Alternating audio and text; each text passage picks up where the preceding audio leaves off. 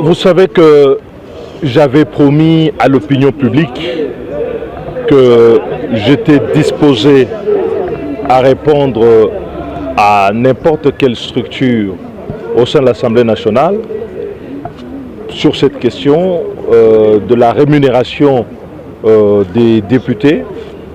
Ce qui a été fait aujourd'hui avec cette commission d'audition, et donc j'ai déféré à cette commission à son invitation et j'ai pu déposer tous les éléments de preuve en rapport avec les déclarations qui sont les miennes en rapport avec cette question sur la rémunération. Il nous reste à la commission de pouvoir concilier les éléments.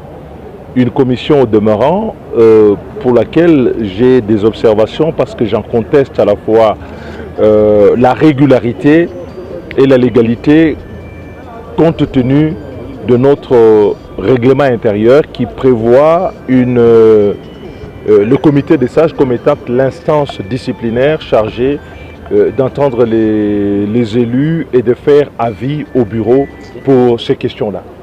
C'est à eux de pouvoir prouver cette incapacité et je les attends sur ce point.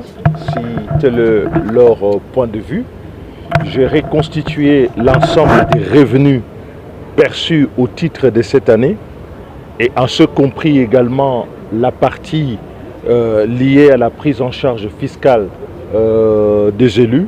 Et je peux vous assurer que je suis très serein sur les niveaux atteints. Il faut qu'ils réconcilient, mais je suis très serein par rapport à ça. Tous les revenus qui ont été versés depuis le début de l'année, c'est-à-dire des extraits, des relevés de rémunération et des avantages versés aux élus.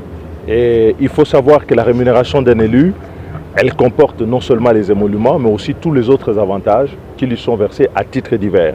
Et au terme de notre loi fiscale, la rémunération d'un élu comporte non seulement la partie des émoluments, mais aussi de tous les autres avantages. Et donc pour calculer la rémunération d'un élu sur